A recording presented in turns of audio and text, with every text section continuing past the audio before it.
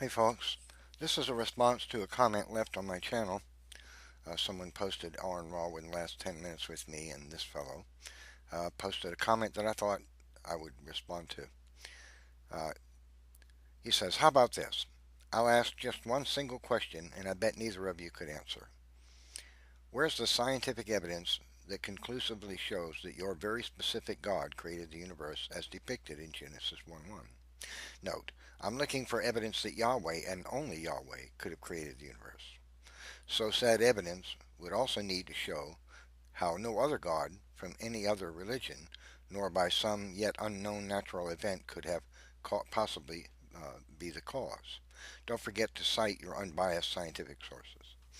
Okay, so there's a fundamental flaw in your thinking, Scott. Nobody believes that with science they can show any god created anything. I think you misunderstand tremendously. You're missing a lot of understanding here. No Christian says that they can show scientifically that the God of the Bible is the creator, that he has created anything. Not with science. Okay? The argument that the God of the Bible is the one that created it comes from outside of science. We can show that God did create the world with science. But the evidence that the God of the Bible is the one that created it is not from science. It's from comparative religion and the historicity of the texts. I can show, with logical arguments, that there can be no other God but Yahweh, and that God is actually Jesus Christ. By comparing religions, and we wipe all the religions of the world off the table, and it leaves only Christianity as the potential truth. There can be no other God but Jesus Christ. I'm not going to even bother giving you that argument here, because that's not exactly what you're asking for, and so I'm responding specifically to what you asked for. What is this scientific evidence that the God of the Bible is the God who created the world? There is no such thing. Your question is irrelevant. It's based on a failure to understand the subject on your behalf. So nobody claims there is scientific evidence that God of the Bible is the one that created the world. What we claim is that we can show scientifically that God did create the world, including all organic life. But the evidence that it's the God of the Bible that did so is not from science. It's by comparing the religions of the world and showing that not all of them are false except Christianity. That none of those beings found in any mythology, and that includes current religions, could possibly be God. I have powerful arguments for that. And I can show that the Bible is inspired by God with powerful evidence from the scriptures and the things that it relates to. So we can show that the Bible is in fact inspired by God. We can show that no other religious text meets that qualification. So these things, the historicity of the God of the Bible, the fact that the Bible proves itself to be inspired by God and possesses knowledge that it could only have come to it from God, and man could not have put some of the words, many of the words that are in the Bible could not have come from man. They had to have come from someone who had knowledge outside of outside of time, space, and matter, knowledge of all of human history at a glance. And we can show that. And so I can show that the God of the Bible is the only potential God, and that he is in fact the one that did the creating, but not from science, from other fields, by comparative religion and the historicity and supernatural properties of the scriptures, of the Hebrew scriptures. Okay, so your question is moot. It's based on an absence of understanding on your behalf of the subject. Nobody claims, again, nobody claims that they can show scientifically that the God of the Bible or any other God was the creator. That evidence comes from outside of science. Okay, just thought I'd help you understand. Your question is moot. Now here's another post that I would respond to. He says, Gareth says, man, talk about being presupposed. You're only, he's talking, this was a post left on a video that I had made refuting AronRa. He said, you've only been in the first 5 minutes, but you have assumed it'll all be the same atheist nonsense. None of, not all of us atheist heathens think the same way. What the heck is mysterious atheist worldview? Well, atheists have a worldview. Atheists pretend they don't have a worldview because they don't want to have to give an account for the claims they make, the things that they say they believe. And so they pretend they don't have a worldview, which is demonstrates one of the weaknesses of atheism. But the atheist worldview, if you ask an atheist how this happened or how that came into being, they'll always answer with philosophical materialism. Because atheists attempt to explain all phenomenon with philosophical materialism. So the things that follow from the atheists' claims, from the things that they say, we can clearly see that atheists have a worldview, and the worldview, the tenets of their worldview are the following: philosophical materialism, materialistic determinism, naturalism, evolutionism, and moral relativism. These are all tenets of atheism. They're all stem from atheism. Atheism requires those things to be true for atheism to be true.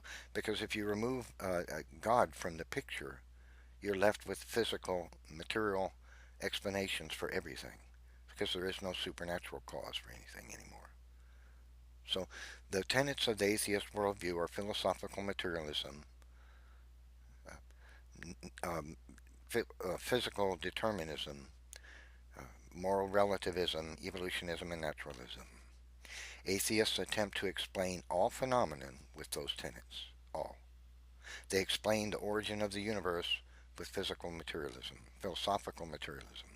They attempt to explain the origin of life with chemical determinism. They attempt to explain the origin of the diversity of organic life with evolutionism. They attempt to explain the basis for moral thinking as moral relativism. And so these are the tenets of the atheist worldview. If you say that atheists don't have a worldview, you're in denial of your own worldview, and you do so because you're afraid to give an account for what your worldview is. You don't like it that Christians are able to point out that you have a worldview, and that since you have a worldview which makes truth claims, you have a burden of proof to demonstrate that the tenets of your worldview are true and valid. Atheists don't like that, so many of them today pretend that the atheists don't have a worldview because they don't want to have to give an account for the things they claim are true. I mean, we could just use deductive logic and show that when atheists say creation isn't true, automatically they're positing evolution is true. If they say the supernatural cause for the universe isn't true, they're automatically positing a naturalistic one is true. If they say there are no absolute objective moral values and duties, they're automatically positing that moral thinking is a product of moral is relative. That all morality is relative. You see what I mean? That's going at it from the back door. But if we come at it from the front door, we can see the atheists have these tenets. They are their worldview. And I'm just showing that I can demonstrate them by coming at it from the back door, by reverse engineering atheism. Just like you can validate your answer to a mathematical problem by, for example, of subtracting numbers to come up with a number, you can reverse that by adding the numbers together and see if you get the first number. See, that verifies your math. See, if you have a set of numbers and you start subtracting them from the first number and you get an answer, you can check your math by adding them up to see if you come up with the first answer, the first number. See what I mean?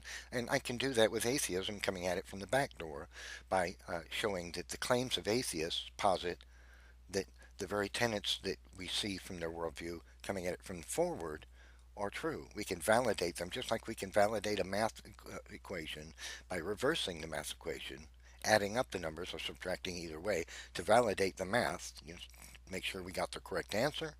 We can do the same thing with the very tenets of the atheist worldview and show that they're the same tenets, even if we come at them by deductive logic, by reverse engineering atheism.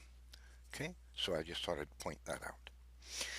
Now you say, nobody has ever seen one in real life. A worldview? I'm not sure what that is. I'm sure it's strange, mystical thing, but like the Loch Ness monster or UFOs, there's also a huge difference between atheists and evolutionists. Um, no, there is not. Atheism requires evolutionism.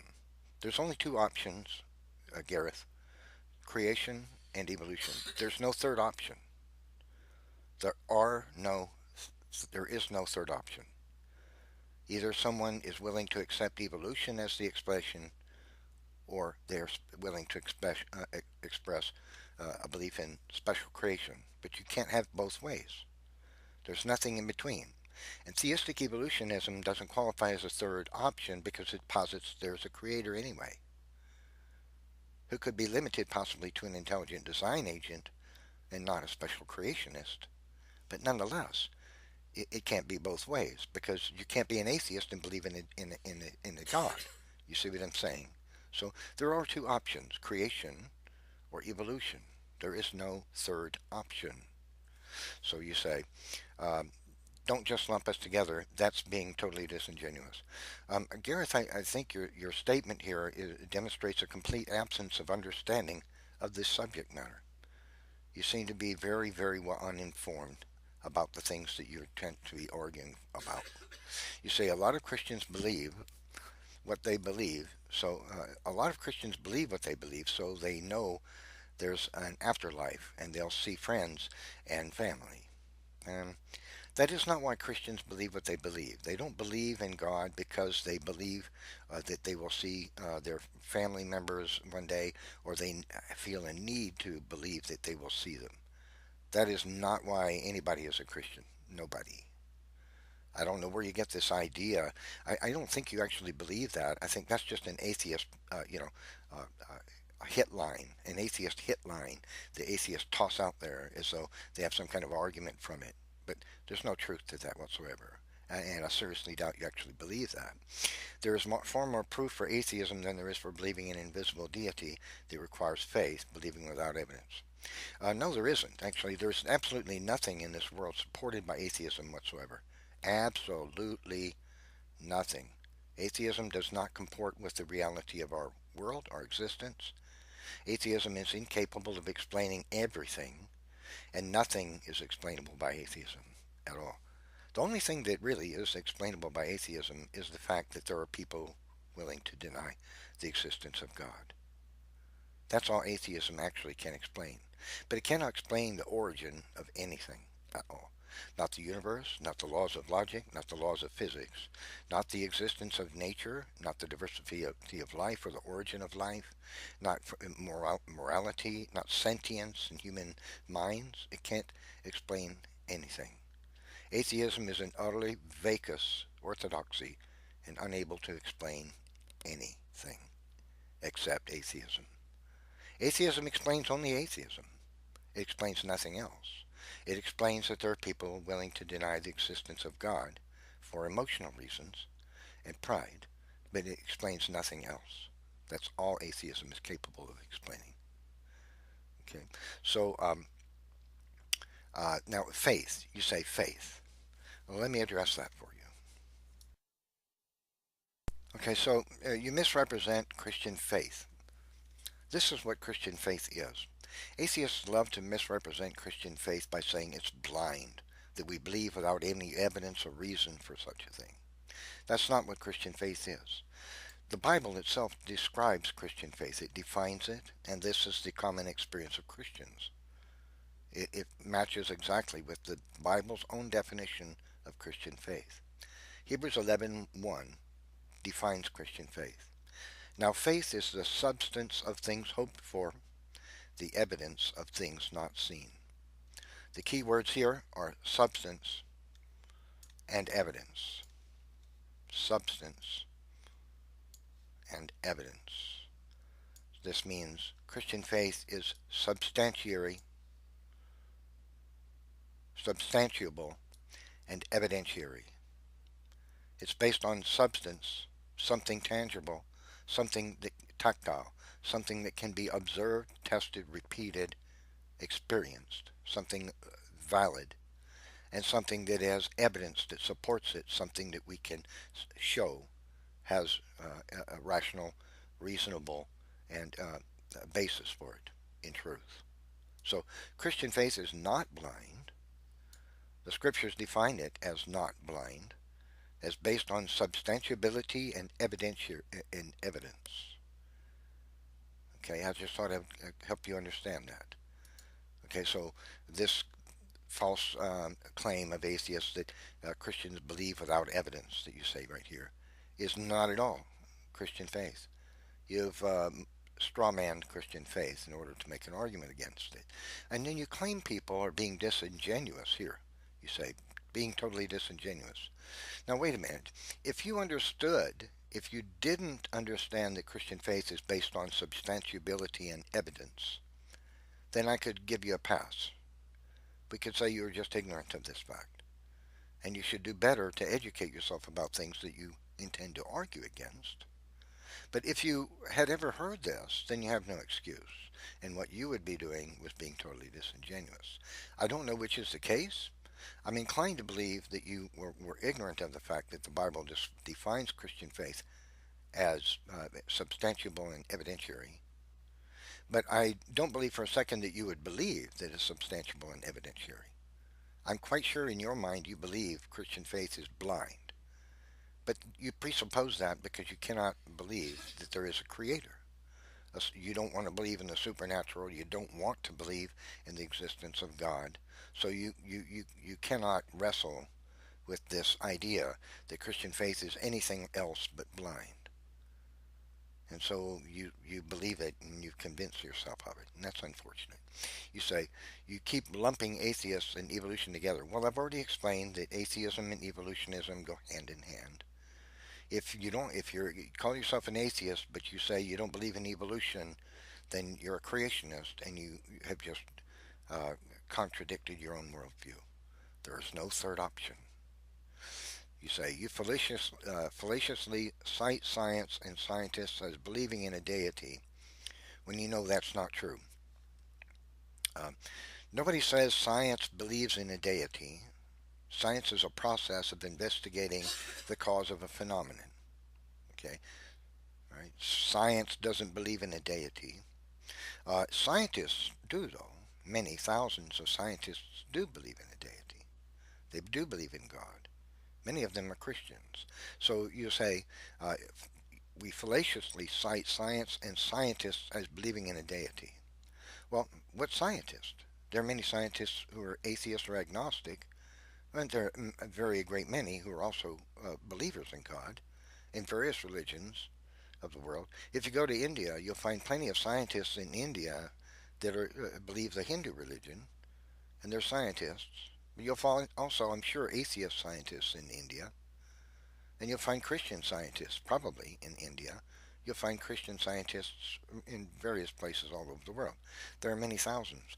Thousands of Christian scientists, or theistic scientists, not necessarily all Christians, many of them were, signed a document stating they have doubts that evolution could be true. I don't know if you're aware of that. That was over 10 years ago. But anyway, uh, many scientists do believe in God. If you believe there are no scientists that believe in God, you're woefully uninformed. You need to investigate that too. So far, you're doing a terrible job of showing that you investigate subjects before you mouth off about them. I don't see any.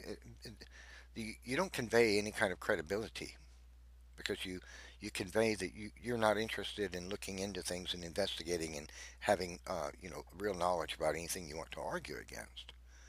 To me, you just seem like just one of so many atheists who mouth off about things without knowledge of them.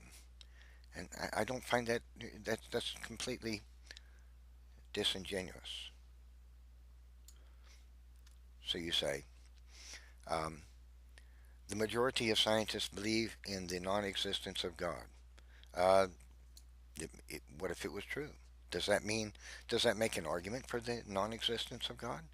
If uh, there are approximately about 55% or 57% of scientists in the scientific community consider themselves atheist or agnostic.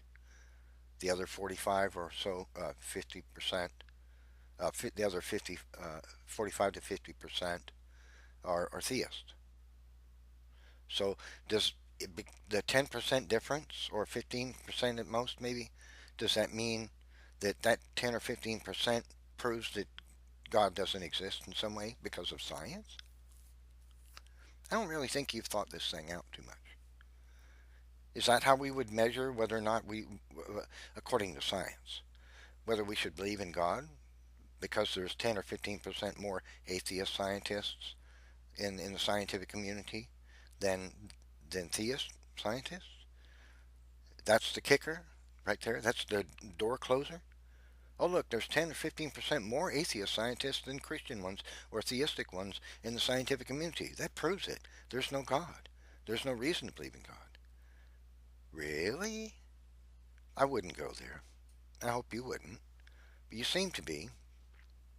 Again, I don't think you've thought these things out. I don't think you're well informed. But nonetheless, science doesn't make the opinions of men in science don't prove the existence or non-existence of God. How many people believe or not don't believe doesn't by itself make an argument for the non-existence of God. It might provide that there is strong reason to believe or not believe in God, but then to really know if that's correct, you'd have to know where they're coming from and what they believe that, what reason they have for believing that. Just pointing to numbers doesn't make a case for anything. That's my point. Now you say, please cite your sources of that's not the truth. Um, well, I've just given you rational arguments, and I gave you a number. I'll give you a source for this number. Michael Shermer, atheist scientist, PhD, history of science, founder of Skeptic magazine, self-professed atheist. He states himself that there are approximately 55% of the scientific community to 60%, somewhere in there, are atheist and the rest are theist. So go investigate what Michael Shermer has to say if you don't believe what I'm saying, because that's from the mouth of somebody who seems to be well informed on it. Okay, regards. Now, one more thing that I would respond to. A post by AaronRa on a video of his called Unfulfilling Prophecy. So AaronRa, this famous atheist who is afraid to debate anybody, says this. The one thing I forgot to say about the one prophecy that actually was fulfilled is that it was done on purpose, as a self-fulfilling prophecy really doesn't count, does it? Well, there is no validity to this idea of self-fulfilling prophecy. All prophecies are self-fulfilling if the Creator has predetermined that a prophecy it would be made so that it would come true. So that's not even a rational thing to say. So it's a very goofy thing to say, really goofy. I have trouble understanding why AaronRa would make such a goofy statement as this, when all prophecies are self-fulfilling. That's not an argument that the prophecy isn't legitimate, however, or the fulfillment of the prophecy isn't evidence that prophecy is evidence of God, but it's completely goofy to say that a prophecy that's self-fulfilling doesn't really count because all prophecies are self-fulfilling. I don't know how much intellect AaronRa has, but he doesn't seem to be applying it to the things that he says. Okay, that's it for now. God bless. Thanks for coming. Hope you have a great one.